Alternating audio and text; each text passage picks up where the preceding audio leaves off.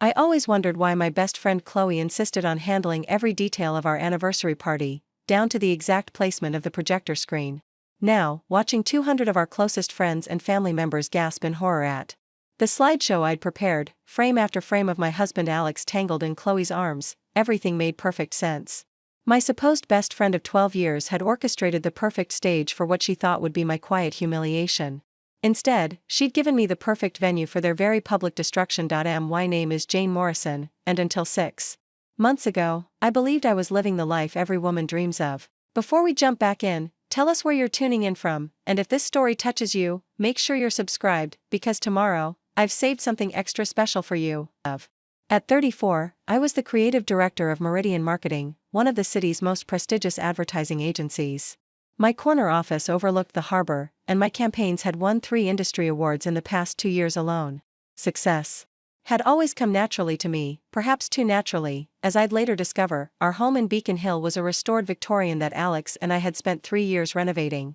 Every room told a story of our supposed partnership: the kitchen where we'd hosted countless dinner parties, the library where Alex would review his architectural plans while I worked on campaign concepts, the master bedroom with its bay window, where we'd drink coffee every Sunday morning, planning our future. Alex Morrison, my husband of 8 years, together for 10, was everything a woman could want on paper. At 36, he was a successful architect with his own firm, Morrison and Associates. Tall, with sandy brown hair that he kept perfectly styled, and green eyes that had made me fall in love with him during our college years at Boston University. He was charming, ambitious, and had a way of making everyone in a room feel like they were the most important person there.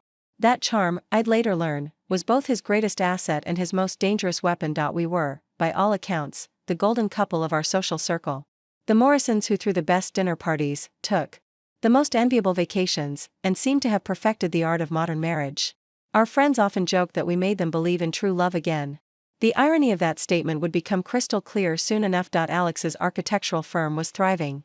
He'd recently landed a contract to design a luxury resort in Martha's Vineyard, a project that would cement his reputation as one of New England's premier architects. We'd celebrated with champagne in our garden, surrounded by the roses he'd surprised me with for our last anniversary. To the woman who makes everything possible, he'd toasted, his eyes locked on mine with what I believed was genuine love. My own career was reaching new heights. Meridian Marketing had just signed a contract with a major tech company, and I was leading the team developing their global brand strategy. The long hours were worth it. We were building something together, Alex and I, a life that seemed destined for even greater success. Chloe Bennett had been my best friend since college, where we'd met in a comparative literature class during our sophomore year. She was everything I wasn't: spontaneous where I was calculated, artistic where I was strategic, free-spirited where I was driven. At 33, she worked as an event coordinator for Prestige Events, one of the city's most exclusive party planning companies. Her talent for creating magical experiences was legendary. She could transform any space into something extraordinary. Chloe was beautiful in that effortless way some women possess: long auburn hair that caught the light perfectly, hazel eyes that seemed to change color with her mood, and a laugh that could fill a room.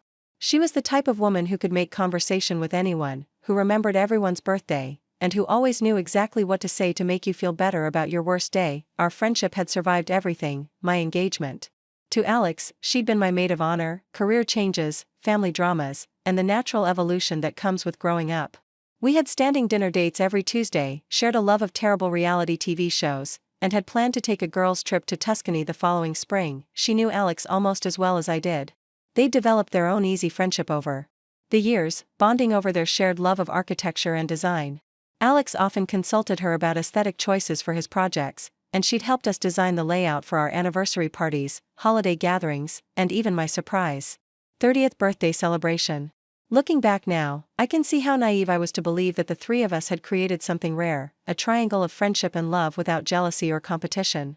Alex often said that Chloe was like the sister he'd never had, and Chloe frequently joked that she was living vicariously through our perfect marriage until she found her own Prince Charming. We spent countless evenings together. Dinner parties where Chloe would regale us with stories from her latest celebrity events, weekend trips to our cottage in the Hamptons where Alex would sketch new designs while Chloe and I planned elaborate meals, quiet nights at home where we'd play board games and debate everything from politics to the best pizza toppings. Alex was affectionate with both of us in ways that seemed completely natural. He'd hug Chloe goodbye after dinner parties, they'd share inside jokes about architectural Disasters they'd seen around the city, and he'd often take her side in our playful arguments. I found their easy friendship endearing rather than threatening. After all, I was secure in my marriage, confident in Alex's love, and trusted Chloe implicitly. Now, with the clarity that only comes from devastating betrayal, I can identify the moments I should have questioned. The way Alex's eyes would linger on Chloe when he thought I wasn't looking.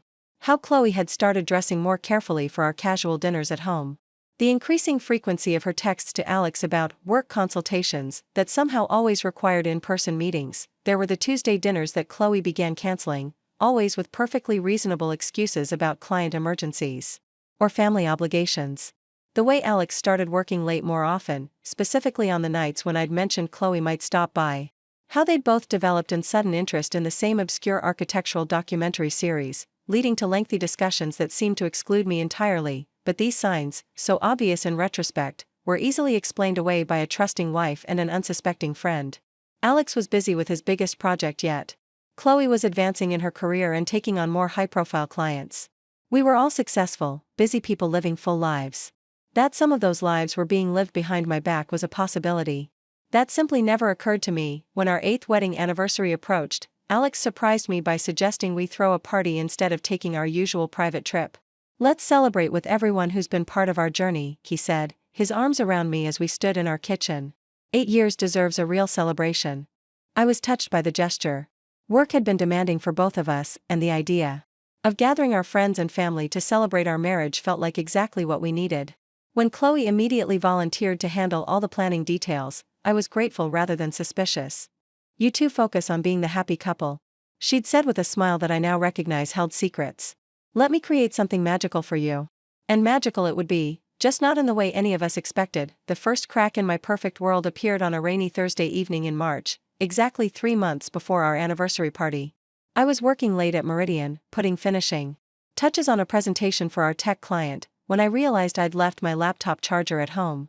Alex was supposed to be at a site meeting for the Martha's Vineyard project, but when I called to ask him to grab the charger, his phone went straight to voicemail. I drove home through the downpour, my mind already focused on the presentation I needed to complete. Our Victorian house stood dark against the stormy sky, which struck me as odd since Alex usually left lights on when he worked late. I parked in our driveway and noticed something that made my stomach flutter with unease. Chloe's silver BMW was parked around the corner, partially hidden behind the Henderson's hedge. Chloe's car.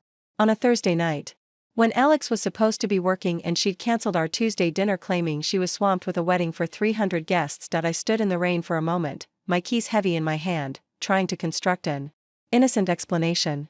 Maybe she'd stopped by to discuss anniversary party details. Maybe Alex had come home early and they were planning some surprise element for the celebration. Maybe there was a perfectly logical reason why neither of them had mentioned this meeting to me. The house was silent when I entered through the front door. No voices from the kitchen where they might be reviewing party plans. No sounds from Alex's home office where he often spread out his architectural drawings. Preparing and narrating this story took us a lot of time, so if you are enjoying it, subscribe to our channel, it means a lot to us. Now back to the story. Just an unsettling quiet that seemed to press against my eardrums. I climbed the stairs to retrieve my charger, and that's when I heard it, muffled laughter coming from our bedroom. Alex's deep chuckle mixed with Chloe's distinctive giggle, the same laugh I'd heard countless times during our friendship. But there was something different about it now, something intimate and secretive that made my chest tighten. I should have burst through the door. I should have demanded explanations. Instead, I stood frozen on the landing, listening to the soft murmur of voices I couldn't quite make out. After what felt like hours but was probably only minutes, I heard movement, the creak of our bedroom floor, the sound of footsteps approaching the door. Panic flooded my system. I couldn't be caught eavesdropping in my own home, couldn't face whatever conversation would follow. So I did something that would later seem providential. I slipped into the guest bathroom and hid, my heart hammering against my ribs like a trapped bird. Through the thin walls, I heard them in the hallway. Chloe's voice, lower than usual. "We have to be more careful. The anniversary party is only 3 months away." Alex's response chilled me to the bone. "After the party, everything changes. We just have to make it through the celebration, play our parts perfectly, and then we can stop pretending." Their footsteps faded as they walked downstairs, followed by the soft click of the front door closing. I remained in the bathroom for another 10 minutes, my legs too weak to support me, my mind struggling to process what I'd overheard. "Play our parts perfectly." The words echoed in my head as I finally made my way to our bedroom. Everything looked normal, the bed made with the precision Alex insisted upon, my jewelry box undisturbed on the dresser, the framed photo of our wedding day smiling back at me from the nightstand. But the room felt different, contaminated by secrets I wasn't supposed to know. That I grabbed my laptop charger and left the house, driving back to the office in a daze. That night, I barely slept, analyzing every word of their brief conversation. Everything changes after the party. What did that mean? Were they planning to tell me something? Were they? No. I couldn't complete that thought. Not yet. The next few weeks became an exercise in careful observation. I began paying attention to details I'd previously ignored, cataloging small changes in behavior like a detective building a case I desperately hoped wouldn't hold up in court. Alex started showering immediately when he came home from work, a habit he'd never had before. He claimed the construction sites made him feel dirty, but his clothes never seemed particularly dusty. His phone, once carelessly left on counters and tables, now remained permanently attached to his person. When it buzzed with notifications, he'd check it with a quick, almost furtive glance before slipping it back into his pocket. Chloe's behavior shifted too, though more subtly. Our Tuesday dinners, once sacred and rarely cancelled, became increasingly sporadic. She always had compelling excuses: difficult clients, family emergencies, work deadlines that required her immediate attention. When we did manage to get together, she seemed distracted, checking her phone frequently and steering conversations away from Alex and our marriage. Most disturbing were the moments when all three of us were together. I began noticing glances between them, quick, meaningful looks that lasted a fraction of a second too long. They'd developed a strange rhythm of never being in the same room alone with me present, as if they'd silently agreed that maintaining their secret required avoiding intimate group conversations. The anniversary party planning became a particularly surreal experience. Chloe threw herself into the project with an enthusiasm that felt almost manic. She insisted on handling every detail personally, from the floral arrangements to the menu selection to the entertainment. Most notably, she was adamant about the venue's audiovisual setup. "We absolutely need a high-quality projection system," she declared during one of our planning sessions at her apartment. "I want to create a beautiful slideshow of your journey together, photos from college, your wedding, all your adventures. It'll be so romantic, displayed on that gorgeous wall in the ballroom." I remember feeling touched by her attention to sentimental details. Now I understand she was ensuring the technical infrastructure would be in place for what she thought would be her triumphant revelation, the moment she'd publicly claim my husband. While I stood helplessly by, the most chilling realization came during a dinner party we hosted 6 weeks before the anniversary. I was in the kitchen preparing dessert when I heard Alex and Chloe talking quietly on the back patio. Through the open window, their words carried clearly in the still evening air. "I can't wait much longer," Chloe said, her voice strained with emotion.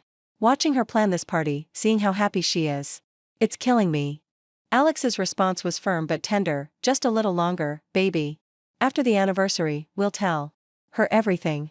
She deserves to hear it properly, not rushed or angry. The party will be perfect, and then we can finally stop hiding." "Baby." He called her baby, the same endearment he'd whispered to me for 8 years. I stood at the kitchen sink, dessert plates trembling in my hands, as the final pieces of their betrayal clicked into place. They weren't planning to surprise me at the anniversary party, they were planning to wait until after it to destroy my life. The celebration Chloe was so carefully orchestrating wasn't meant to honor my marriage, it was meant to be its beautiful funeral. That night, after our guests left and Alex fell asleep beside me, I lay awake staring at the ceiling and making a decision that would change everything. If they wanted to use our anniversary party as the stage for their drama, I'd give them a performance they'd never forget, but first, I needed evidence.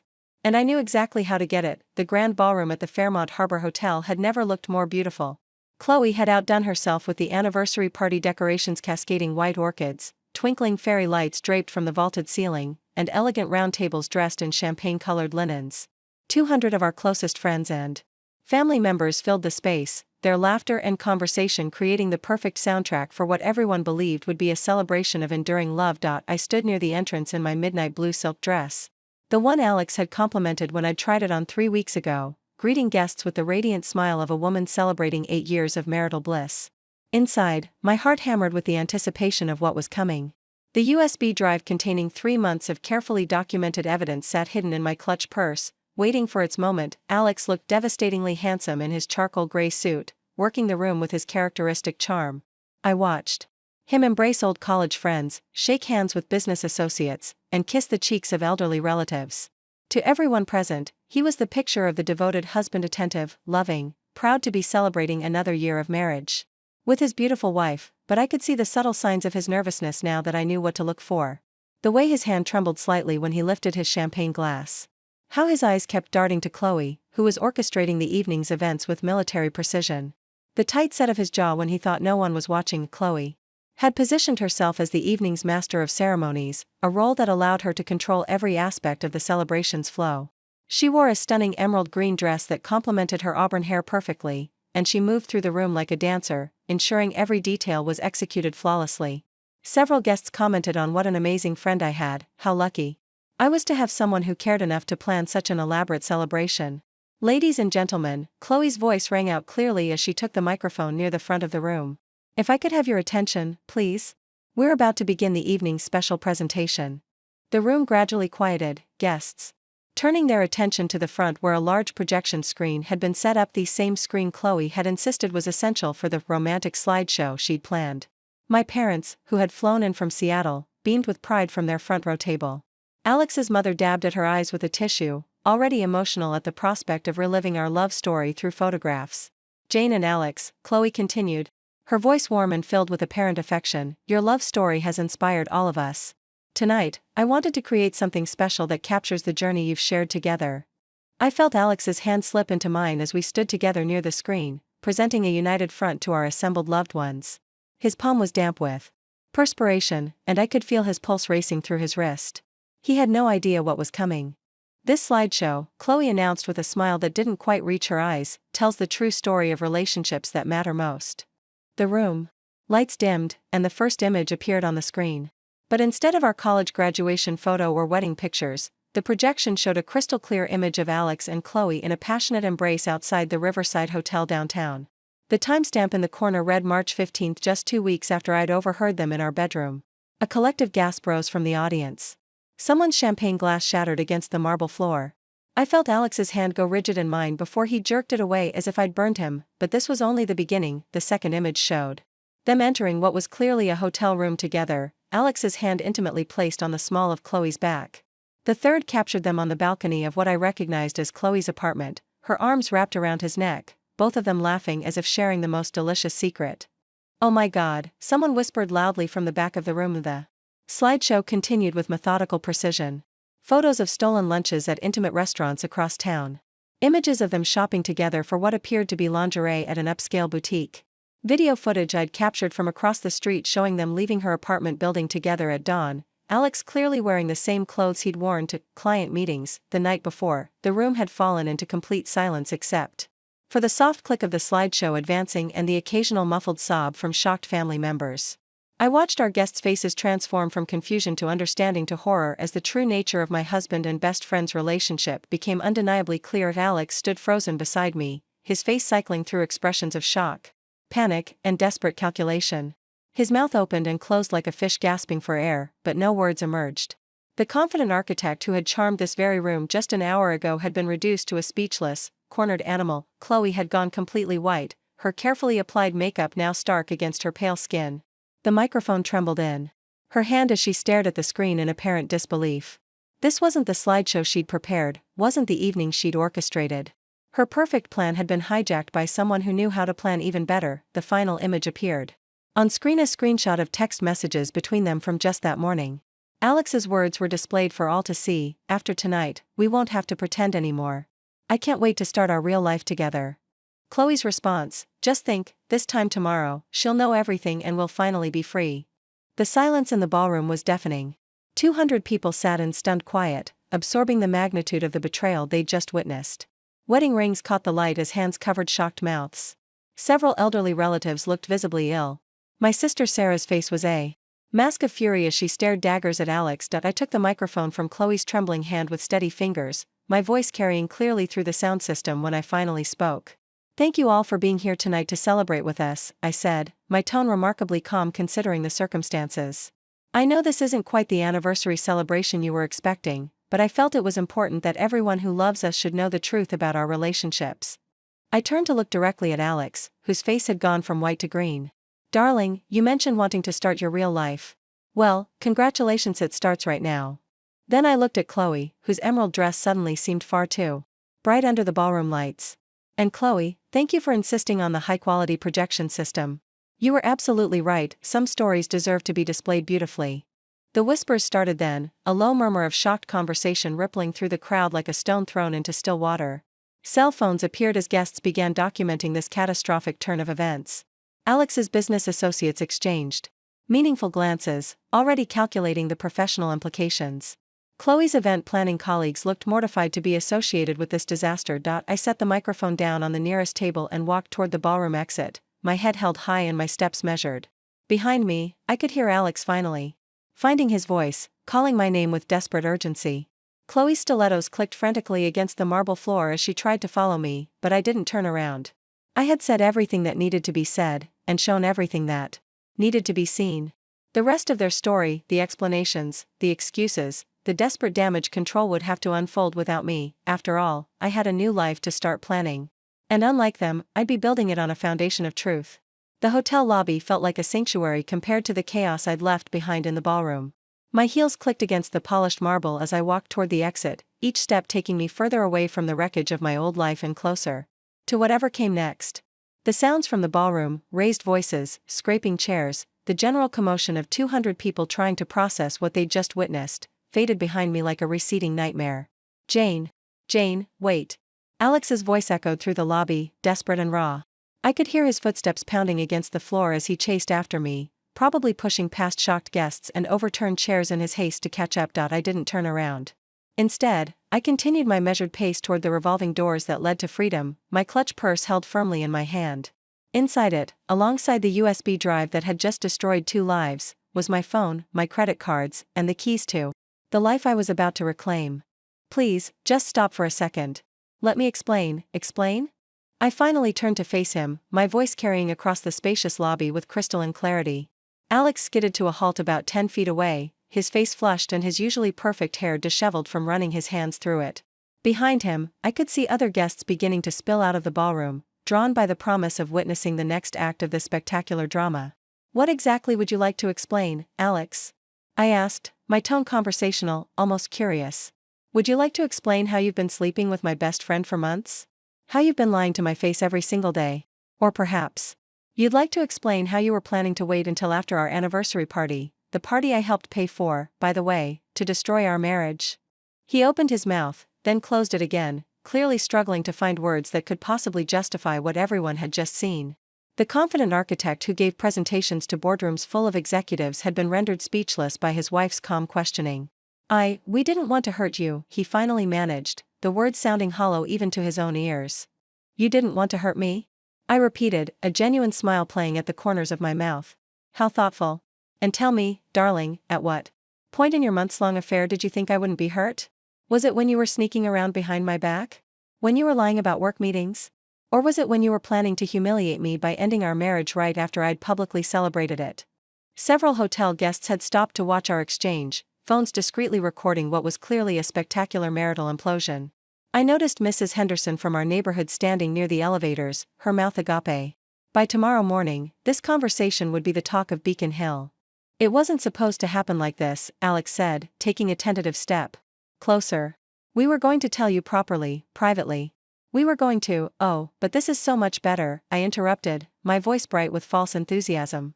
Now everyone knows at the same time. No need for awkward individual conversations or having to repeat your story. Very efficient, really. I'm sure Chloe appreciates your consideration for her time. At the mention of Chloe's name, Alex's face crumpled slightly. Jane, please. I know you're angry, and you have every right to be, but can we please discuss this somewhere private? People are watching. I looked around the lobby with exaggerated surprise, as if just noticing our audience. People are watching? How wonderful. I do hope they enjoyed the slideshow. Chloe put so much work into planning the perfect evening, it would be a shame if her efforts went unappreciated. That's when Chloe herself appeared, stumbling out of the ballroom on unsteady legs. Her emerald dress, so stunning an hour ago, now looked like a costume for a role she could no longer play. Her mascara had started to run, creating dark smudges beneath her eyes that made her look like a tragic actress in the final act of a particularly devastating play. Jane, she gasped, reaching toward me with trembling hands. I'm so sorry. I never wanted you to find out like this. I never wanted to hurt you. I stepped back smoothly, avoiding her touch as if she carried some contagious disease. You never wanted to hurt me? How fascinating. So when you were planning my anniversary party, you were actually trying to protect my feelings? When you were sleeping with my husband in our bed, you were being considerate of my emotional well-being? It wasn't in your bed, she said quickly, then immediately realized her mistake. I mean, we never. Oh, so you have standards? I asked with mock admiration. How noble. You'll steal my husband, but you won't do it on my Egyptian cotton sheets. Such integrity. Behind Chloe, more guests were emerging from the ballroom. I could see my parents, looking shell-shocked and confused. My sister Sarah appeared to be physically restraining herself from launching an attack on either Alex or Chloe. Alex's mother was being supported by his father, her face a mask of humiliation and disappointment. Ladies and gentlemen, I said, raising my voice so it would carry to our growing audience. I want to thank you all for coming tonight. I know this wasn't quite the celebration you were expecting, but I hope you'll agree that the truth is always worth celebrating, even when it's inconvenient. I reached into my clutch and pulled out my wedding ring, the 3-carat diamond solitaire that Alex had proposed with 8 years ago, the symbol of promises that had turned out to be as fake as everything else about our marriage. With deliberate slowness, I held it up so everyone could see. Alex, since you're so eager to start your real life, I thought I'd help you along. I placed the ring on the marble reception desk with a soft click that seemed to echo through the suddenly silent lobby. Consider this my wedding gift to you. And Chloe, you're free to begin your authentic relationship without any inconvenient legal entanglements. Alex stared at the ring as if it were a bomb that might explode. Jane, please don't do this. We can work through this. We can go to counseling, we can work through this? I laughed, the sound clear and genuinely amused. Oh, darling, I think you misunderstand. This isn't a problem to be solved. This is a solution to a problem I didn't even know I had. I turned to Chloe, who was now openly crying, her carefully applied makeup creating abstract art down her cheeks. And Chloe, thank you for showing me exactly who you really are. It's such a gift to see people clearly, don't you think? All these years, I thought I knew you. Turns out I was right, I just didn't realize how much I'd been underestimating your capacity for deception. The revolving door beckoned behind me, promising escape from this scene of beautiful destruction. But before I left, I had one final gesture to make. I opened my clutch and pulled out a business card, crisp white cardstock with elegant black lettering. This is my divorce attorney's information, I said, offering it to Alex with a serene smile. I took the liberty of scheduling you an appointment for Monday morning. 10 o'clock sharp. I'd suggest you don't be late, I believe punctuality will be very important to your future. Alex took the card with numb fingers, staring at it as if he couldn't quite comprehend what it represented. Oh, and one more thing, I added, my voice carrying that same bright, conversational tone I'd maintained throughout this entire exchange. I'll be staying at the Ritz-Carlton tonight. Not because I'm running away, but because I thought it would be inappropriate for me to go home and interrupt your celebration. After all, this is the night you've been planning for months. Enjoy it. With that, I turned and walked through the revolving door, leaving behind the ballroom full of shocked guests, the husband who had betrayed me, and the best friend who had orchestrated her own downfall.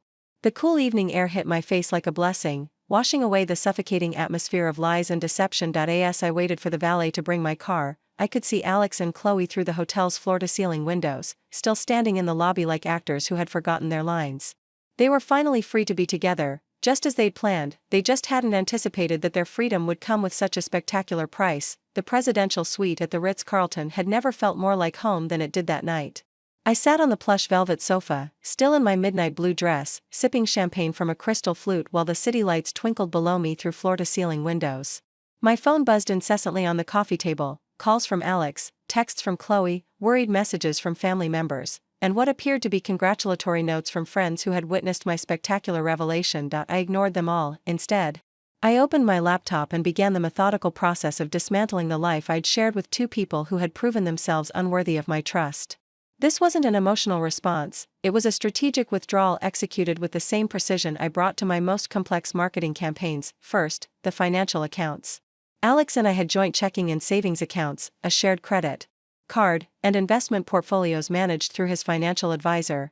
With a few clicks, I transferred exactly half of everything into new accounts I'd opened 3 weeks ago under my maiden name. Not a penny more than I was legally entitled to, but not a penny less either. The shared credit card was more interesting. Alex's architectural firm had been charging project expenses to our personal account for months, expecting reimbursement that apparently never came. I documented every charge, every business dinner, every hotel stay that had been billed to our marriage while funding his affair. My divorce attorney would find these records very useful. Next, I contacted our joint insurance policies. Auto, home, health, all of them listed both Alex and me as beneficiaries. By morning, I would be removed from anything that might financially benefit him, and he would be removed from anything that might benefit me. Clean breaks were always preferable to messy entanglements. The house in Beacon Hill presented a more complex challenge.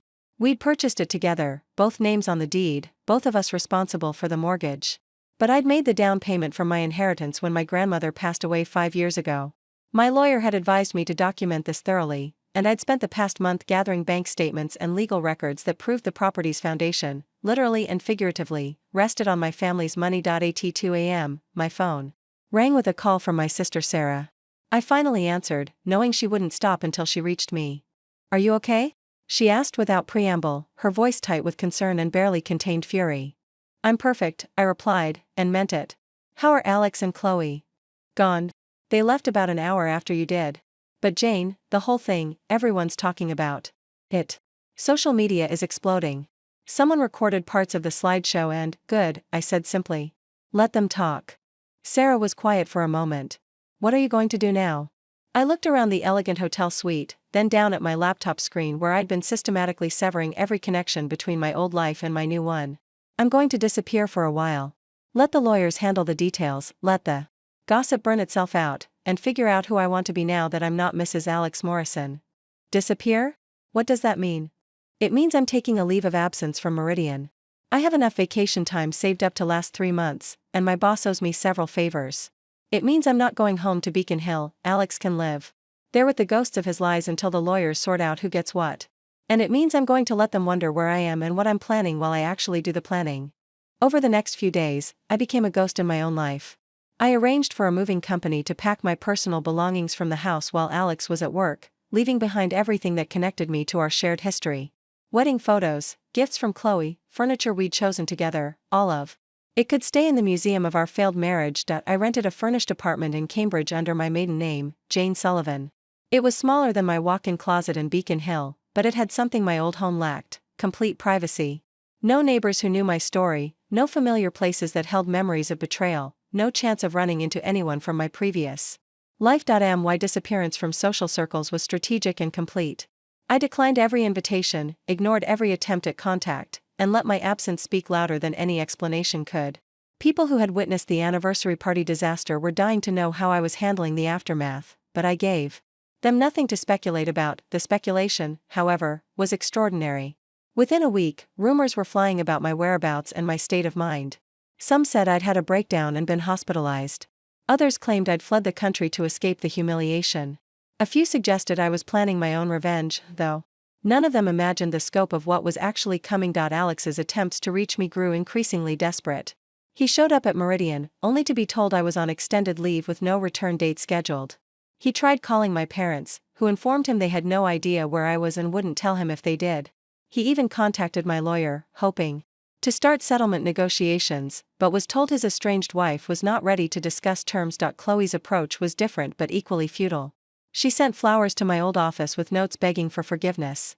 She contacted mutual friends, hoping someone could serve as an intermediary. She even tried reaching out through professional networks, claiming she needed to discuss the fallout from events that had damaged her business reputation, but I remained invisible, a ghost haunting the edges of their guilty consciences while I prepared for the next phase of their education. They thought the anniversary party was my revenge, a moment of public humiliation that satisfied my need for justice. They had no idea that the slideshow was just the opening act. My Cambridge apartment became a war room of meticulous planning. The dining table, meant for intimate meals, now held 3 laptops, multiple phones, stacks of documents, and a detailed timeline I'd created to track every move Alex and Chloe made. I'd transformed from a betrayed wife into something far more dangerous, a strategic opponent with unlimited time, considerable resources, and nothing left to lose. The first week of my disappearance was spent studying my targets like a behavioral scientist. I hired Marcus Webb, a private investigator recommended by my divorce attorney, who specialized in what he diplomatically called complex marital situations. Marcus was a former FBI agent turned freelancer, and his approach to gathering intelligence was both thorough and creative. "Your husband is a creature of habit," Marcus reported during our first meeting at a discreet coffee shop in downtown Boston. Same gym every morning at 6 a.m., same route to work, same lunch spot 3 days a week. He's also drinking more than usual. His credit card shows frequent purchases at upscale bars near his office. I made careful notes as Marcus continued his briefing. Alex's predictability, once a comfortable aspect of our marriage, was now his greatest vulnerability. And the friend? I asked. Chloe Bennett is more erratic. Her event planning business has taken a significant hit since the anniversary party incident. 3 clients have cancelled major events, and industry contacts are avoiding her calls. She's been staying at various hotels around the city rather than her apartment, probably trying to avoid media attention. This was useful information. Chloe's professional reputation was built on discretion and trust. Wealthy clients hired her because she could manage their private events without creating scandals. Now she was the scandal, and her business was hemorrhaging. Accordingly, over the following days, I established what I called my intelligence network, a web of carefully cultivated contacts who could provide me with real-time information about Alex and Chloe's movements, financial situations, and professional relationships. My first recruit was Maria Santos, the housekeeper who had worked for Alex and me for 3 years. Maria had always been observant and discreet, qualities that made her invaluable for my current purposes. I arranged to meet her at a small cafe in her neighborhood. Mrs. Morrison, she said, her face lighting up when she saw me. I am so sorry about what happened. Such terrible people, to do this to you. Thank you, Maria. I was wondering if you might be willing to help me with something. I slid an envelope across the table containing $5,000 in cash. I need to know what's happening in my house. Who comes and goes, what condition things are in, anything unusual. Maria's eyes widened at the money, but her expression remained thoughtful. Mr. Alex, he is not taking care of the house. Dirty dishes everywhere, empty bottles. And that woman, she comes by sometimes, but they fight a lot now. Would you be willing to keep me informed about these visits? Maybe take some photos if you see anything interesting? Maria nodded firmly. That man, he owes me 2 weeks' pay. And after what he did to you. Yes, I will help. My second key recruit was Bobby Chen, Alex's former junior partner at Morrison and Associates. Bobby had been laid off 6 months ago during what Alex claimed were temporary budget cuts, but I suspected the real reason was Alex's need to hide his questionable business practices from someone ethical enough to report them. And Bobby met me at a wine bar in Back Bay, his resentment toward Alex immediately apparent. He fired me right before landing the Martha's Vineyard project, Bobby said bitterly. Claimed it was temporary, but he's already hired someone else. Someone who asks fewer questions about billing practices. What kind of billing practices? I asked, though I suspected I already knew. Charging personal expenses to client accounts, inflating project costs, claiming hours for work that was never completed.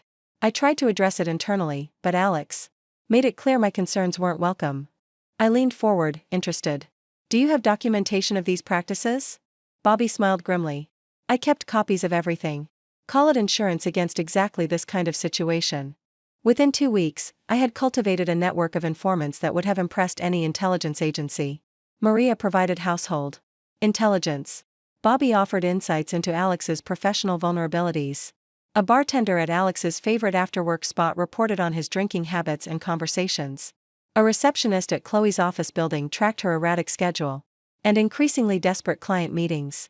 But information gathering was only the foundation. The real work involved understanding my target's psychological profiles and identifying the precise pressure points that would cause maximum damage with minimal effort. Alex's greatest fear was professional failure. His identity was completely wrapped up in his success as an architect, his reputation in the industry, and his standing among Boston's social elite. He'd built his entire self-worth on external validation, which made him exceptionally vulnerable to reputation attacks. Chloe's weakness was different but equally exploitable. She desperately needed to be liked, to be seen as sophisticated and successful. Her event planning business wasn't just her career, it was her identity as someone who could create magic for other people's most important moments. Destroying that reputation would destroy her sense of self. I spent long evenings in my Cambridge apartment, sipping wine and studying their psychological profiles like a chess master analyzing potential moves. Every weakness they'd revealed during our years of friendship was now a weapon I could use against them. The irony wasn't lost on me that their betrayal had revealed not just their true characters, but also capabilities within myself I'd never known existed. The marketing executive who had once channeled her strategic thinking into selling products was now using those same skills to sell a much more personal narrative, the complete destruction of 2 lives. By the end of my second week in exile, I had everything I needed to begin phase 2 of their education. The foundation was laid, the network was operational, and my targets were beginning to crack under the pressure of not knowing what I was planning. It was time to remind them that the woman they'd betrayed wasn't just smart and successful, she was patient, methodical, and absolutely committed to seeing justice done. 3 weeks into my strategic disappearance, I received the most valuable intelligence yet from an unexpected source. Yasmin Rodriguez, a senior editor at Boston Architecture Today, had been following the fallout from my anniversary party with professional interest. The architectural community was small, and scandals traveled fast. I knew Alex professionally before all this happened, Yasmin explained over lunch at an upscale restaurant in downtown Boston. When the anniversary party story started circulating, I did some digging into his recent projects. What I found was concerning. She slid a manila folder across the table with the discretion of a spy passing state secrets. Building permits filed under false information. Inspection reports that don't match the actual construction. And the Martha's Vineyard project, there are some serious environmental violations that somehow got overlooked during the approval process. I studied the documents with growing amazement. Alex hadn't just been cheating on me personally, he'd been cheating professionally for years. The prestigious reputation he'd built was largely based on cutting corners, bribing inspectors, and falsifying documents. His success was as fake as our marriage. Why are you showing me this? I asked. Yasmin's smile was sharp. Because I believe in accountability. And because your husband personally cost me a story last year when he threatened to pull advertising. If we published an exposé on corrupt practices in luxury development, consider this payback. The environmental violations were particularly damaging. Alex's Martha's Vineyard resort was being built on protected wetlands, with construction methods that violated both state and federal environmental laws. The permits had been approved through what appeared to be deliberate misrepresentation of the ecological impact studies. I spent the next week infiltrating Alex's professional world with the thoroughness of an undercover operative.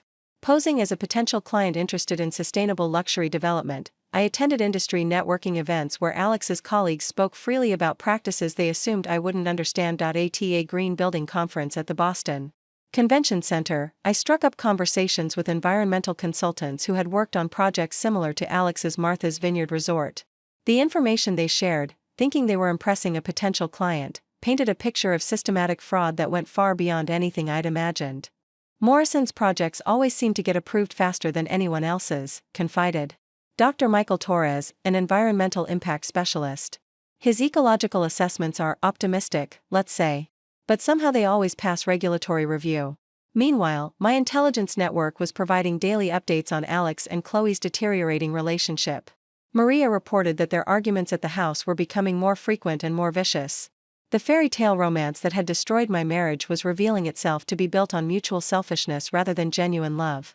They fight about money mostly. Maria texted me along with photos of broken dishes and overturned furniture. She wants him to pay for her lost business clients. He says it's not his fault people found out about them. Bobby Chin proved even more valuable as he infiltrated Alex's current business operations. Using his architectural contacts, Bobby secured a consulting position with a firm that was bidding against Morrison and Associates for several major projects. This gave him access to industry gossip and competitive intelligence that revealed the full scope of Alex's professional vulnerabilities. Word is spreading about the environmental violations, Bobby reported during one of our weekly meetings. The Martha's Vineyard project is under review by the State Environmental Protection Agency. If they discover the extent of the falsified documents, Alex could face criminal charges. But the most devastating intelligence came from Chloe's professional sphere. I'd hired a freelance event coordinator named Lionel Matthews to pose as a potential client for a high-profile wedding. Lionel was gay, charming, and exactly the type of client Chloe would normally cultivate carefully. His mission was to gather information about her current business situation and client relationships. She's desperate, Lionel reported after his consultation meeting with Chloe. 3 major clients have cancelled, citing reputational concerns. Her staff is jumping ship. I counted at least 4 job postings for event coordinators at competing firms that match her employees' exact qualifications. More importantly, Lionel discovered that Chloe was facing serious financial pressures. Her business operated on thin margins, requiring a constant flow of high-paying clients to cover her overhead costs. The anniversary party scandal had dried up that flow almost completely. She offered me a 40% discount on her normal rates, Lionel continued. And she kept mentioning how discretion was her highest priority, which tells me other clients have complained about her lack of discretion in her personal life. I also learned that Chloe had been reaching out to mutual friends, trying to gauge whether anyone had information about my whereabouts or intentions. Her inquiries revealed a growing paranoia about what I might be planning next. The picture emerging from 3 weeks of systematic intelligence gathering was better than I'd hoped. Alex's professional reputation was built on fraud that could result in criminal prosecution. Chloe's business was collapsing under the weight of lost clients and industry gossip. Their relationship was deteriorating as financial pressures mounted and the reality of their situation became clear, but most importantly, both of them were completely in the dark about the scope of information I'd gathered. They knew I was angry, but they had no idea I'd discovered Alex's professional fraud or that I was systematically documenting Chloe's business collapse. As I sat in my Cambridge apartment that evening, reviewing intelligence reports and planning my next moves, I felt a deep satisfaction that had nothing to do with revenge and everything to do with justice. They'd thought they were clever, manipulating me while pursuing their affair. But they'd forgotten that the woman they'd betrayed was a strategic thinker who'd built her career on understanding how to gather information, identify weaknesses, and execute complex plans. The intelligence gathering phase was nearly complete. Soon, it would be time to move from observation to action, from planning to execution. Alex and Chloe were about to learn that betraying someone who specialized in strategic warfare was the biggest mistake of their lives. 1 month after the anniversary party disaster, I decided it was time to begin my campaign in earnest. The intelligence gathering had been thorough, the network was operational, and my targets had grown complacent in my absence. They'd begun to believe that my dramatic revelation was the extent of my response, a moment of justified anger that would fade into bitter acceptance. They were about to learn how wrong they were. My first strike was surgical in its precision. Using the environmental violation documents Yasmin had provided, I crafted an anonymous tip to the Massachusetts Environmental Protection Agency. The information was presented as coming from a concerned citizen who had noticed irregularities during construction of the Martha's Vineyard Resort project. I didn't just send a simple complaint.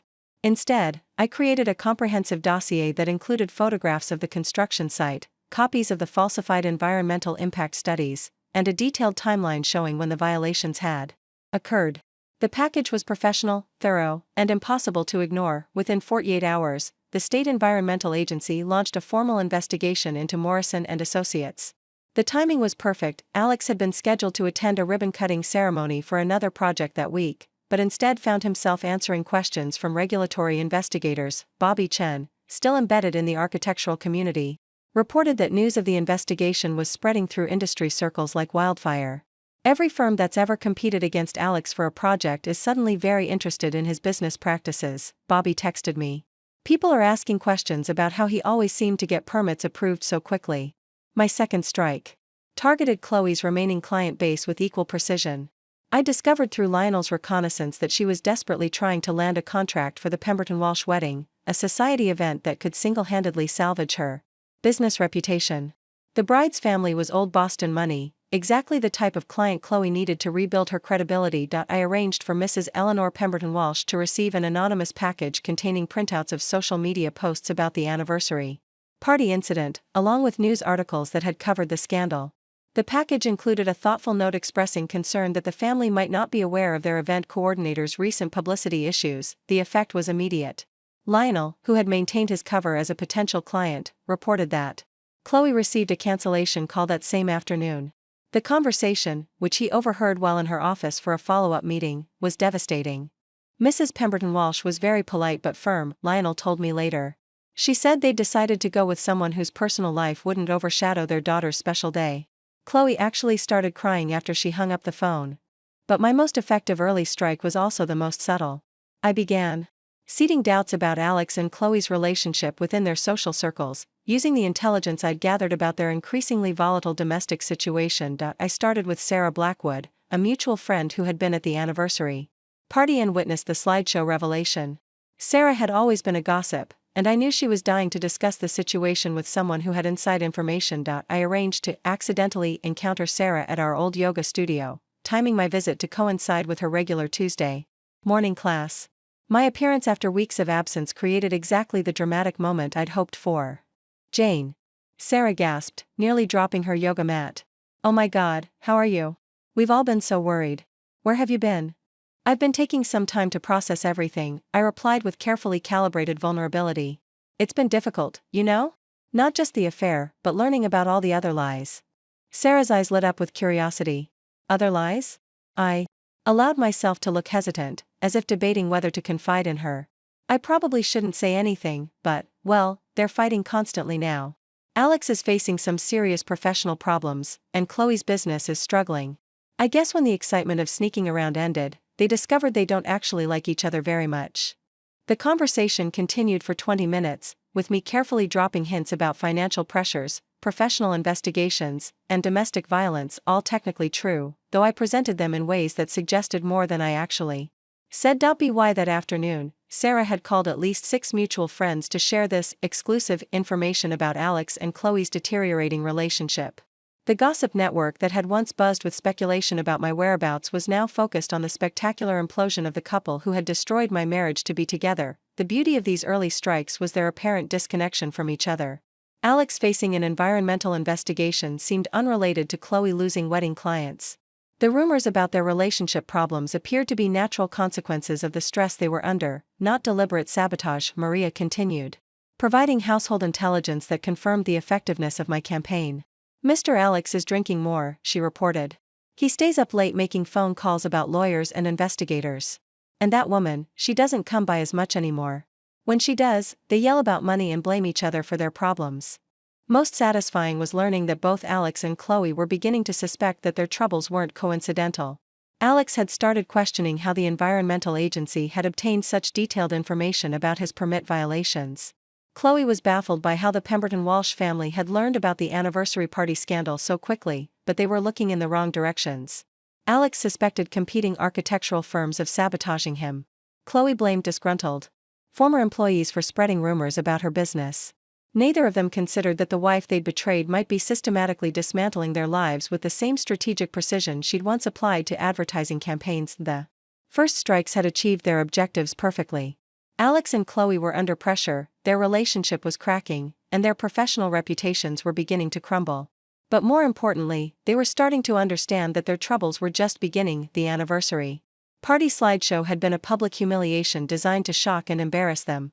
These early strikes were something far more dangerous, a systematic campaign designed to destroy their lives piece by piece, leaving them wondering when the next blow would fall and from which direction it would come. 6 weeks after the anniversary party, the Massachusetts Environmental Protection Agency concluded their investigation into Morrison and Associates with findings that exceeded even my most optimistic expectations.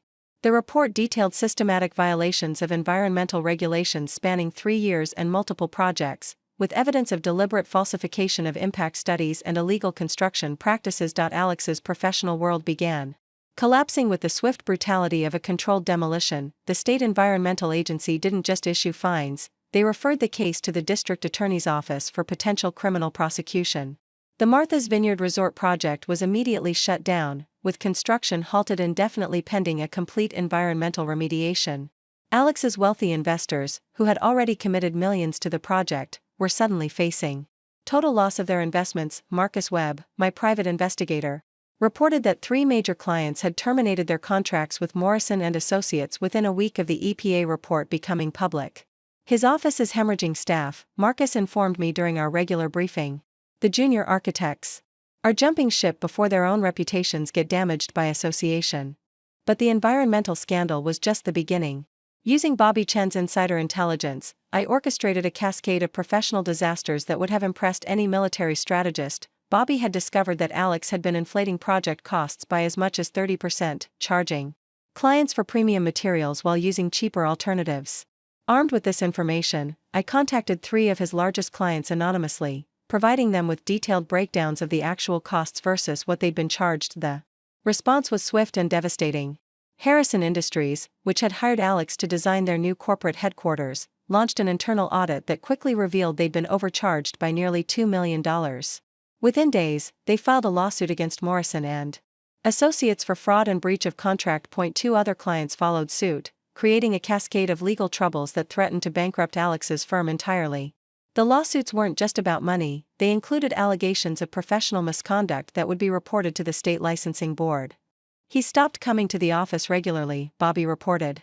When he does show up, he spends most of his time on the phone with lawyers. The remaining staff are basically running the business without him.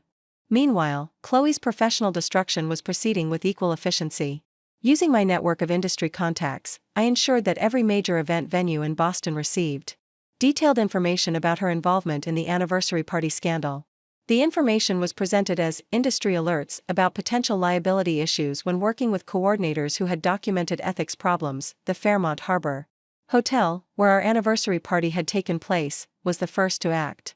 They quietly removed Chloe from their preferred vendor list and began declining to book events she was coordinating. Other prestigious venues quickly followed suit, effectively blacklisting her from the high-end market that had been her specialty. Lionel Matthews continued his undercover work, now posing as a vendor interested in partnering with event coordination firms. His reconnaissance revealed that Chloe's business was in complete free fall. She's had to lay off her entire full-time staff, Lionel reported. She's working with freelancers now, but even they're starting to refuse jobs because she can't guarantee payment. Her office lease is 3 months behind, and the landlord is threatening eviction. The psychological impact on both targets was becoming evident through my surveillance network. Maria reported that Alex had moved into the guest bedroom of our Beacon Hill house, apparently unable to sleep in the master bedroom where he'd once planned his betrayal. He was drinking heavily, often passing out on the couch with empty bottles scattered around him. He talks to himself now, Maria texted me with accompanying photos of Alex looking disheveled and defeated, muttering about how everything is falling apart and he doesn't understand how it happened so fast. Chloe's deterioration was even more dramatic. Sarah Blackwood, now fully invested in tracking the gossip, reported that Chloe had been seen at various bars around the city, apparently drowning her sorrows and complaining loudly to anyone who would listen about how unfair her situation was. She keeps saying that one mistake shouldn't destroy her entire career, Sarah told me during another accidental encounter. But people aren't very sympathetic. I mean, having an affair with your best friend's husband isn't exactly a small mistake. The most satisfying development was learning that Alex and Chloe's relationship had become openly toxic. The financial pressures and professional disasters had stripped away any pretense of romance, revealing their affair for what it truly was, mutual selfishness disguised as love. Marcus captured audio recordings of one of their arguments outside a downtown law office where they'd been meeting with attorneys. The conversation revealed the depth of their mutual resentment. "This is all your fault," Chloe screamed at Alex. "You said you had everything under control, that your business was solid.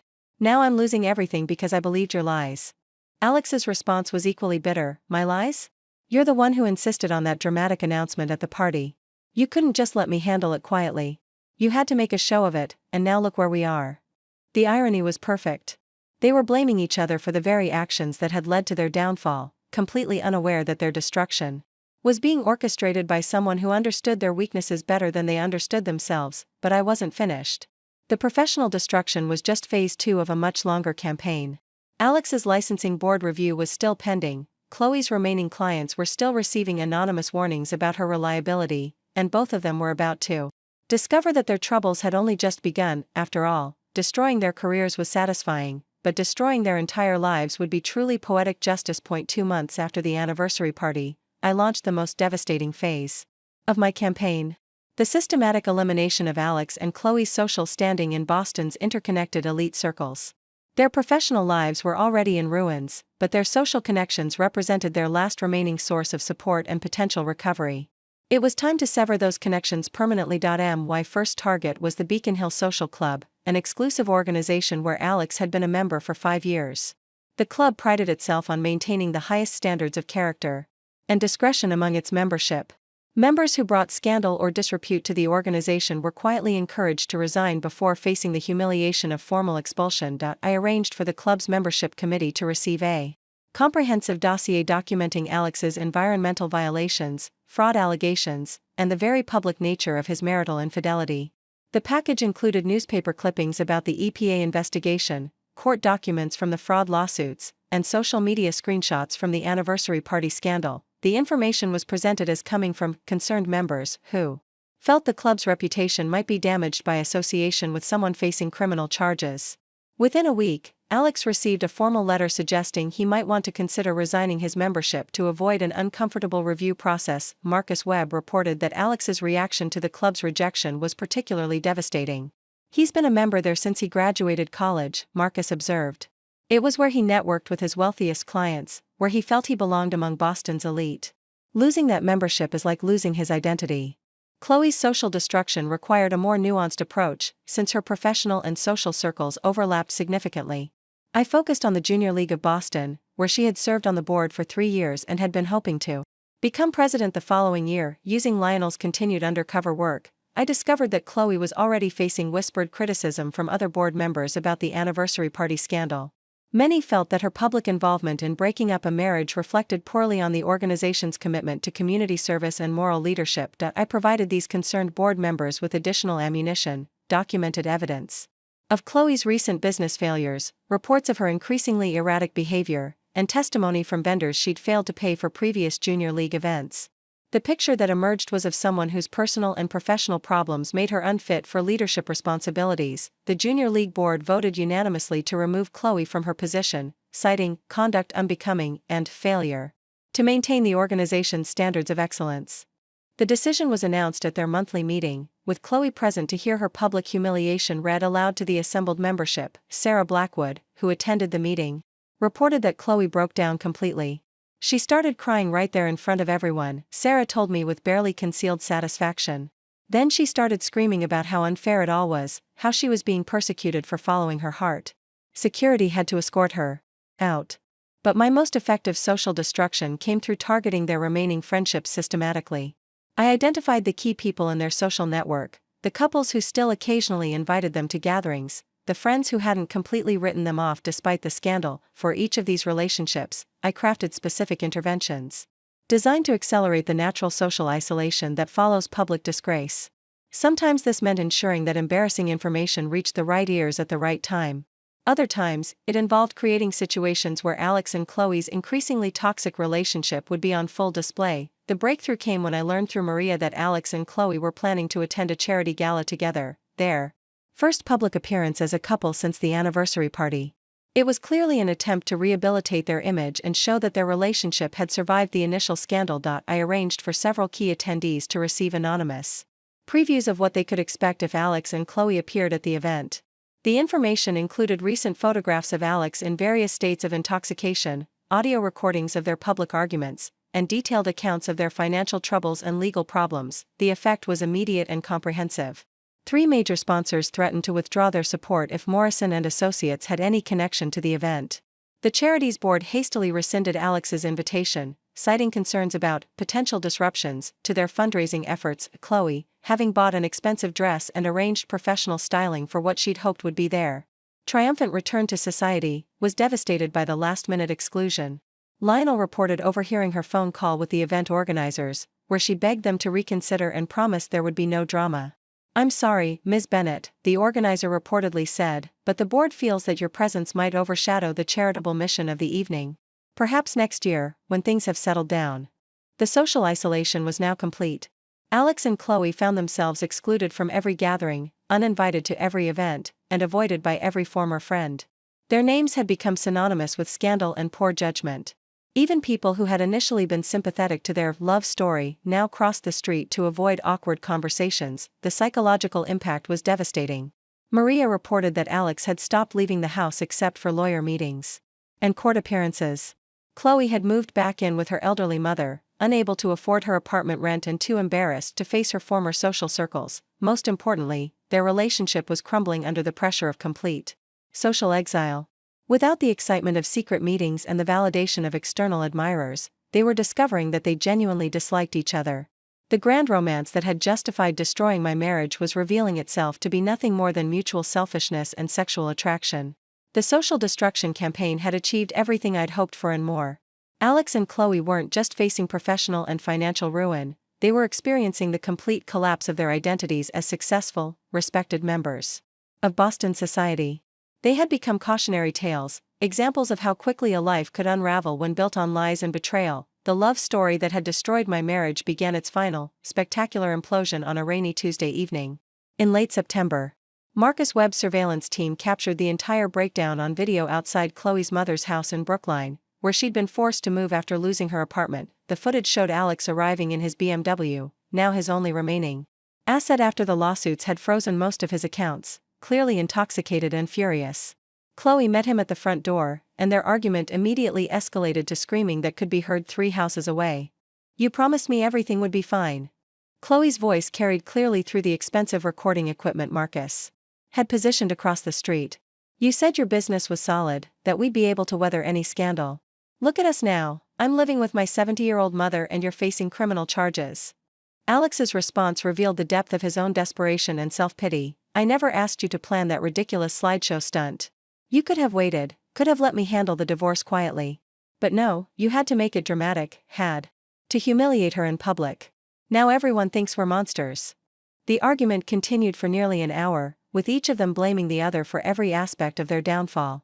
The passionate lovers who had once sneaked around behind my back were now revealing their true characters under pressure: selfish, petty, and completely incapable of taking responsibility for their choices. But the most devastating revelation came when their argument turned to money.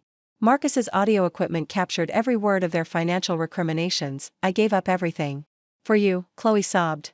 My business, my reputation, my friends. And for what? You can't even pay for a decent lawyer, let alone support both of us while we figure this out. Support you? Alex's laugh was bitter and cruel. You never needed me to support you. You wanted me because I was successful, because being with me elevated your social status. Well, congratulations, now we're both nothing. The fight ended when Chloe's mother appeared at the door in her bathrobe, demanding that Alex leave before she called the police. The sight of this once powerful man being ordered away by an elderly woman in fuzzy slippers was captured in perfect detail by Marcus's team. Over the following weeks, I watched their relationship deteriorate with the methodical precision of a scientist observing a controlled experiment.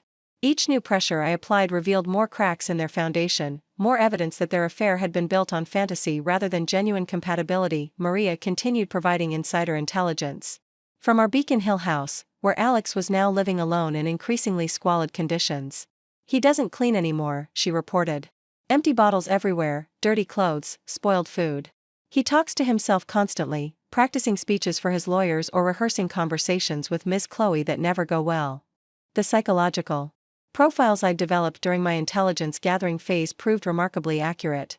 Alex's identity crisis was complete. Without his professional success and social standing, he had no sense of who he was or what he was worth.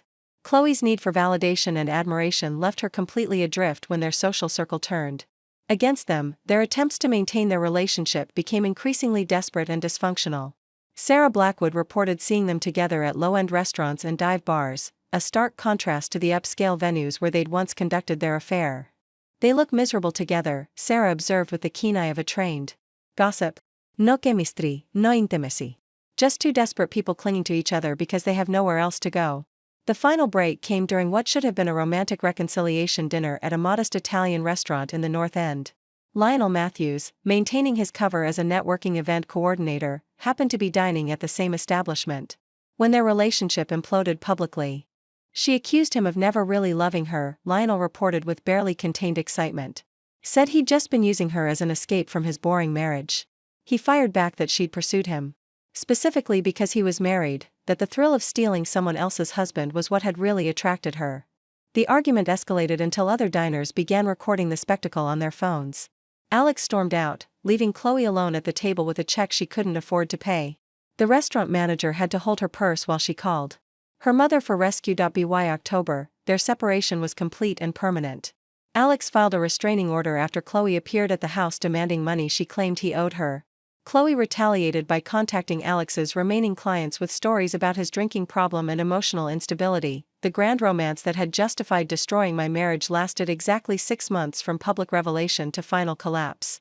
The passionate lovers who had believed their connection was worth any sacrifice had learned the hard truth about relationships built on betrayal. They inevitably destroy everyone involved, including the betrayers themselves. Marcus's final surveillance report on their relationship included a photograph that perfectly captured their downfall.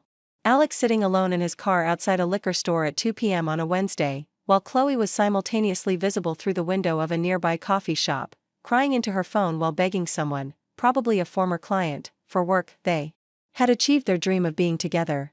They just hadn't anticipated that together would mean equally destroyed, equally alone, and equally hated by everyone who had once respected them. The love story was over.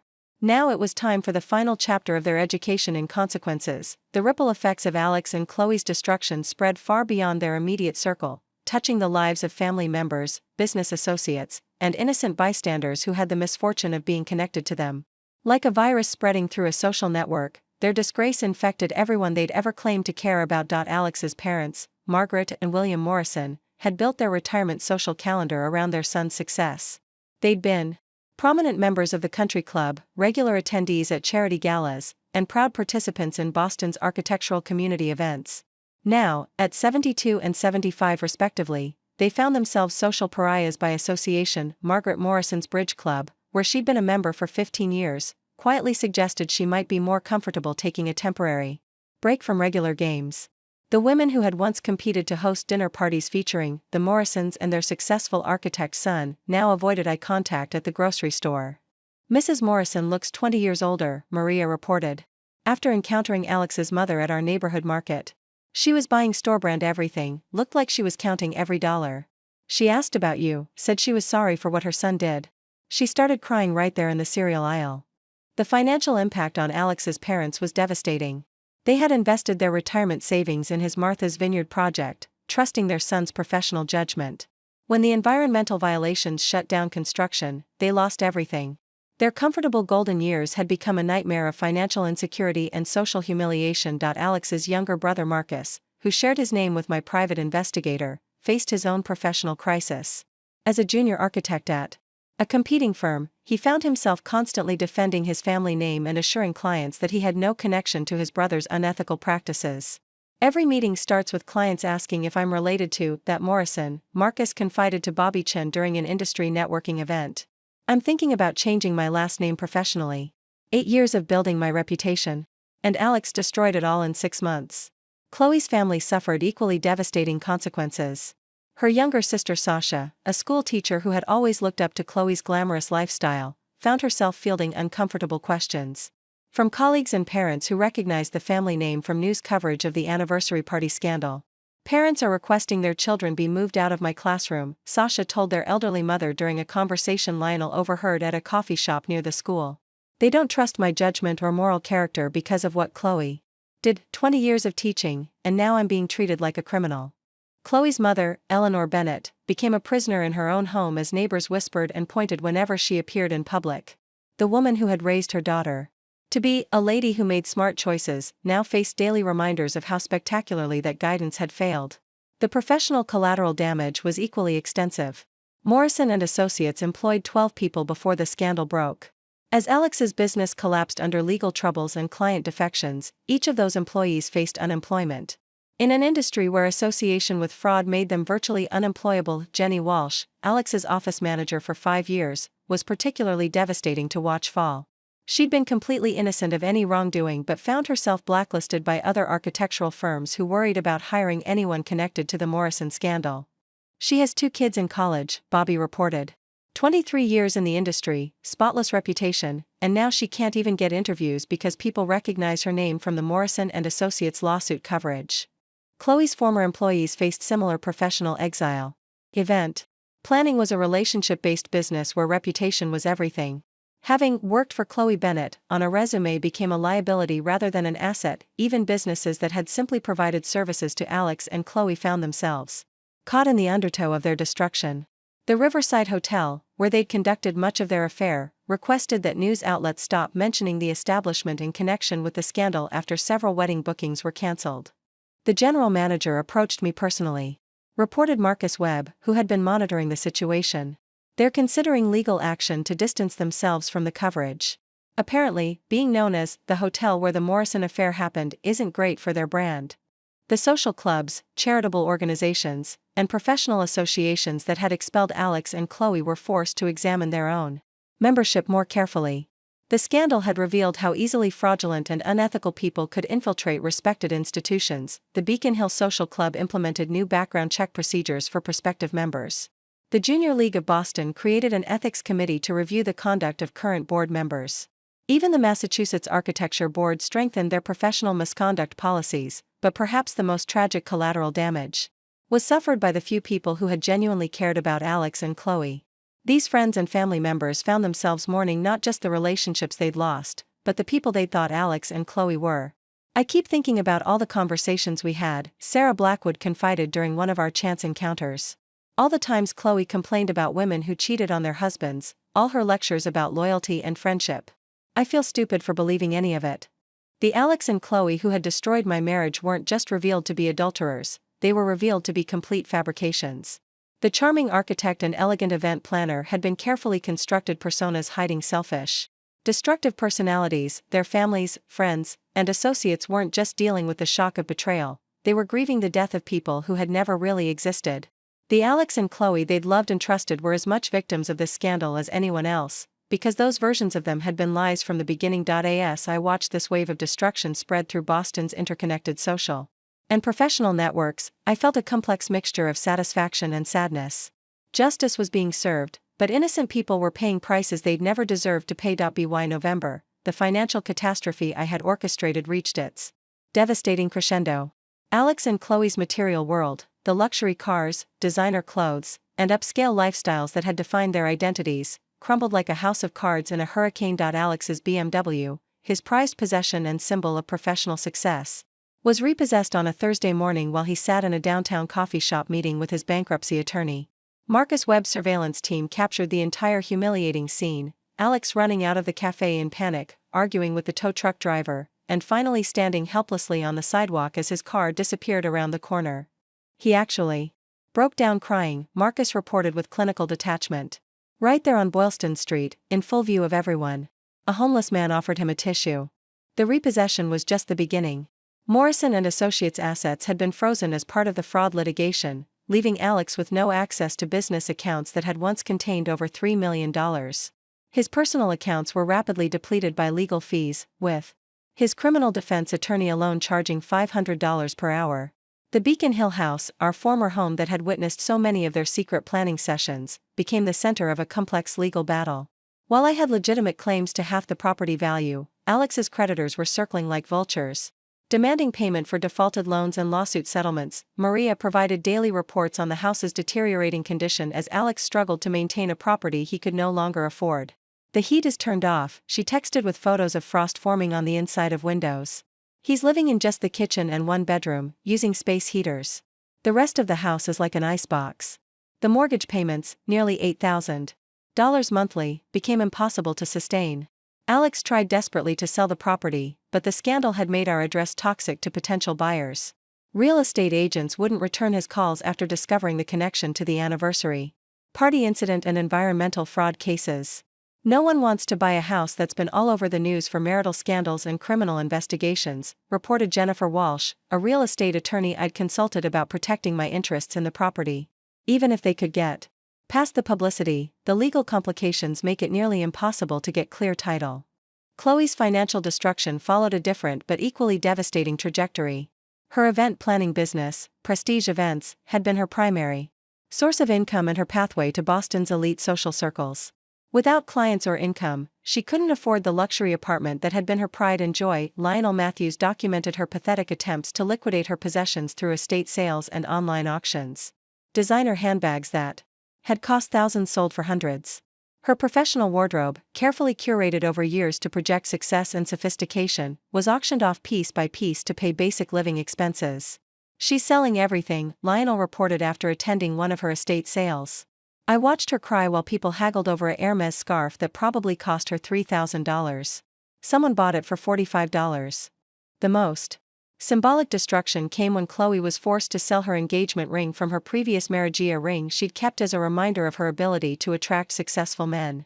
The 5-carat diamond that had once represented her value in the marriage market became just another asset to be liquidated for rent money. Both Alex and Chloe filed for bankruptcy within weeks of each other, their financial filings revealing the complete scope of their downfall. Alex's debts totaled over $4 million, including legal settlements, environmental cleanup costs, and defaulted business loans. His assets were listed as 2019 Honda Civic financed and clothing and personal effects of minimal value. Chloe's bankruptcy filing was equally stark. The woman who had once coordinated million-dollar events now claimed assets of less than $15,000, most of it consisting of furniture from her mother's house.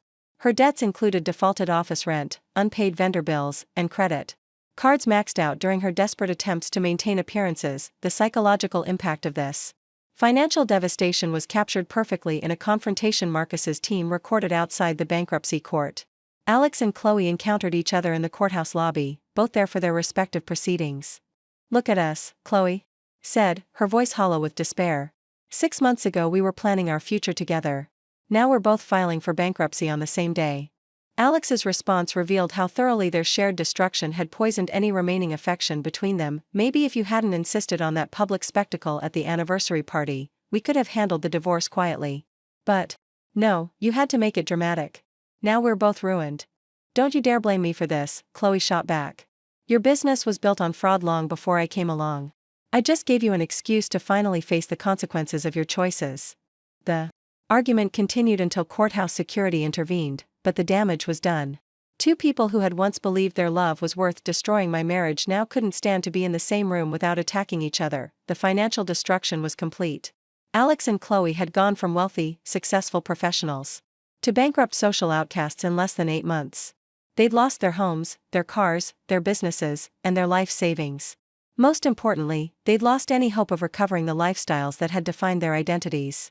But there was one final humiliation waiting for them, one last lesson about the true cost of betrayal. Because while they'd been focused on their financial survival, I'd been planning something that would ensure their story ended exactly as it deserved. The knock on my Cambridge apartment door came at exactly 9:47 p.m. on a cold December evening, 8 months after the anniversary party that had changed everything. Through the security monitor, I watched Alex huddle in the hallway, his appearance so dramatically altered that I almost didn't recognize him. Gone was the confident architect who had once commanded boardrooms and charmed wealthy clients. The man outside my door wore a threadbare winter coat over clothes that clearly came from a discount store. His face was gaunt, aged by stress and alcohol, his once perfect hair now unkempt and graying at the temples. I let him wait for exactly 8 minutes, 1 minute for each year of our marriage that he destroyed with his lies. "Hello, Alex," I said when I finally opened the door, my voice perfectly calm and controlled. "This is unexpected." "Jane," he croaked, his voice rough from months of heavy drinking and legal stress. "Please, I need to talk to you. I know I have no right to ask, but you're absolutely right," I interrupted smoothly. "You have no right to ask for anything. But I'm curious about what could possibly bring you here. Please, come in." He followed me into the modest living room, his eyes darting around the space with obvious confusion. This wasn't the luxury he'd expected. No designer furniture, no expensive artwork, just comfortable simplicity that spoke of someone who no longer needed material possessions to define her worth. "You look good," he said awkwardly, settling into a chair that probably cost less than his former monthly wine budget. "Healthy. Happy, even." "I am happy," I replied, pouring myself a glass of wine and deliberately not offering him one. "It's amazing how peaceful life becomes when you remove toxic people from it. Now, what brings you to my home uninvited at nearly 10 o'clock on a Tuesday night?" Alex's composure, what little remained of it, began to crumble. "I know it was you," he said, his words tumbling out in a desperate rush. "The environmental investigation, the client lawsuits, the social club expulsion, all of it. You orchestrated everything."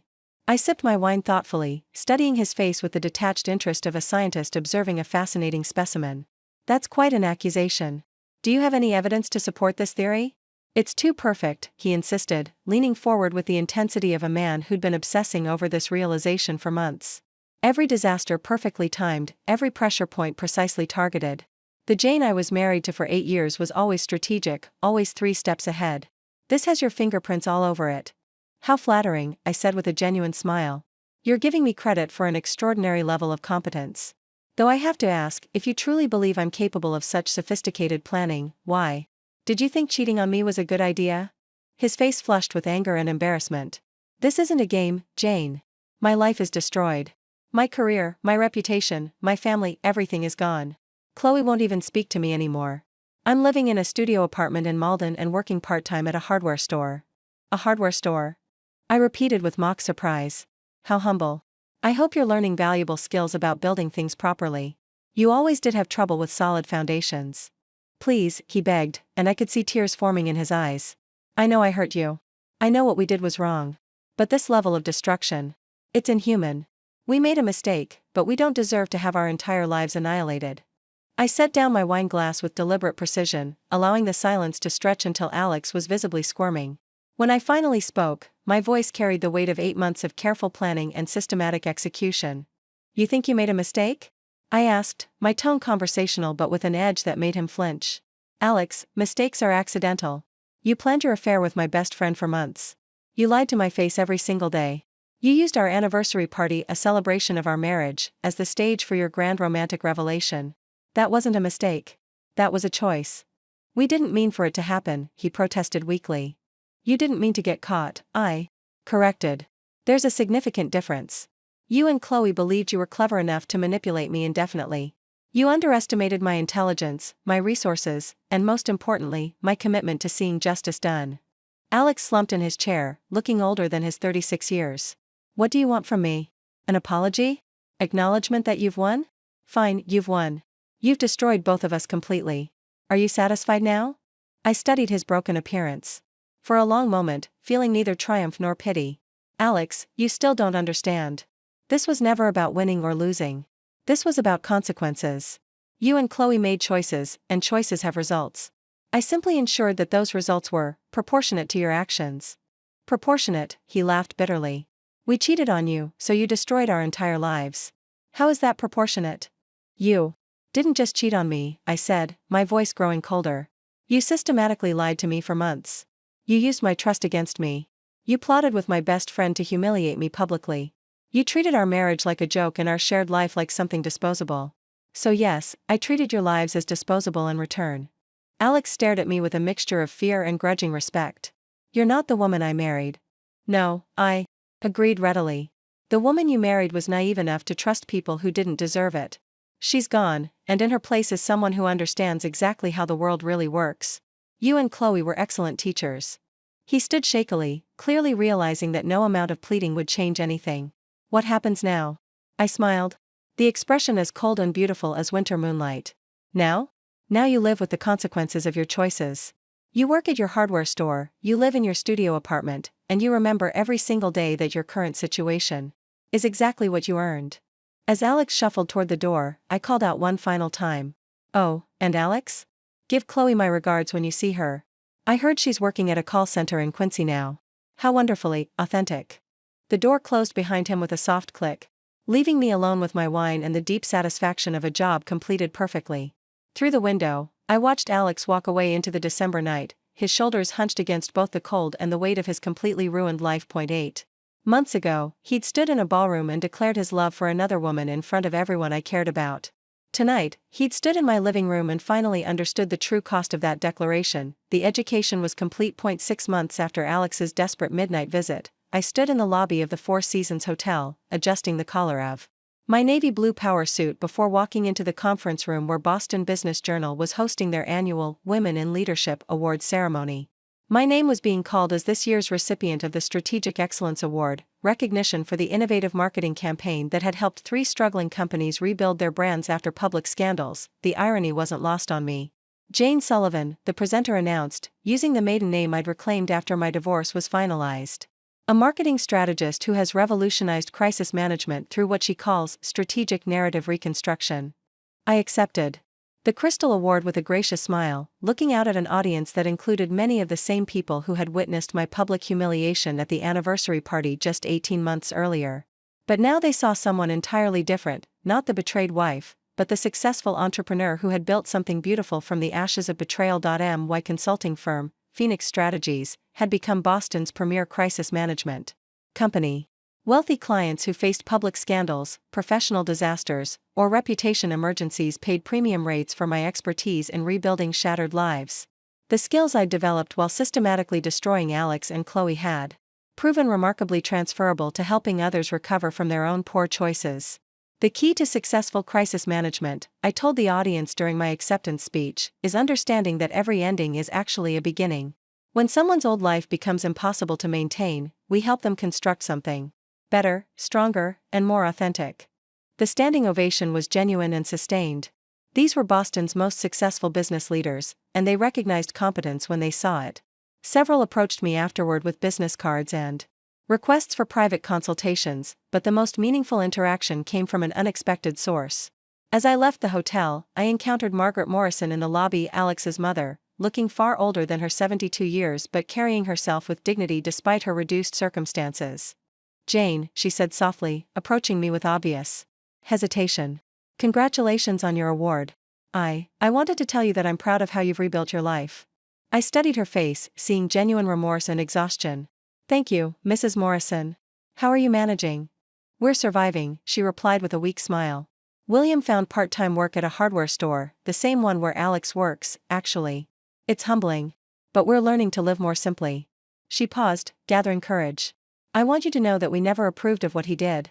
If we'd known about the affair, you would have tried to stop it, I finished gently. I know. Alex's choices were his own, not yours. Her eyes filled with tears. He asks about you sometimes. Wonders if you're happy. I think he finally understands what he lost.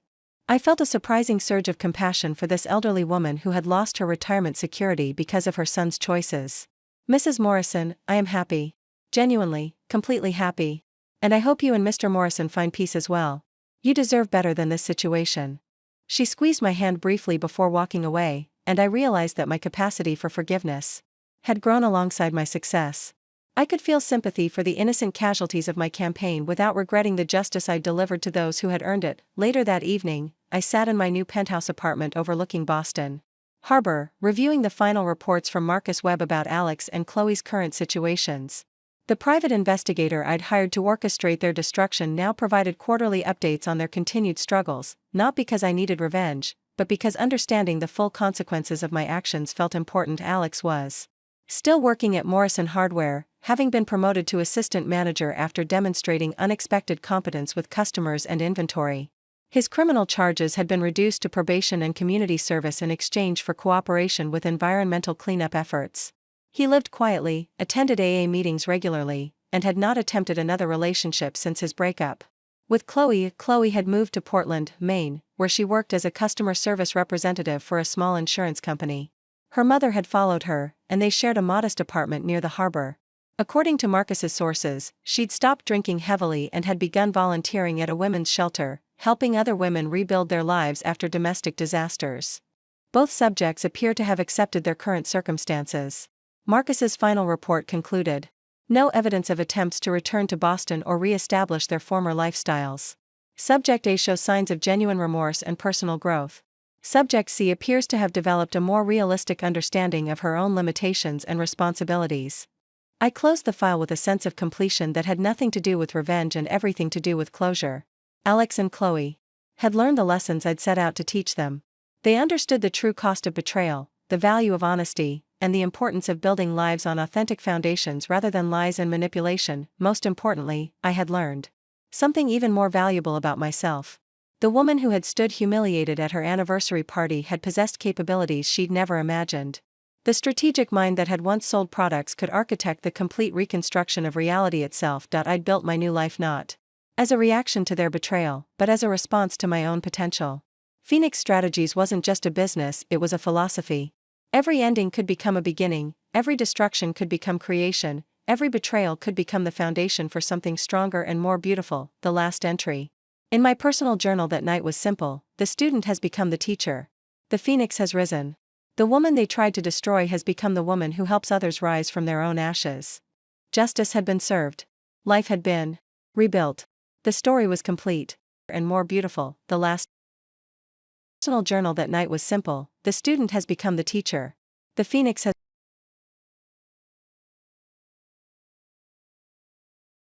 from their own ashes.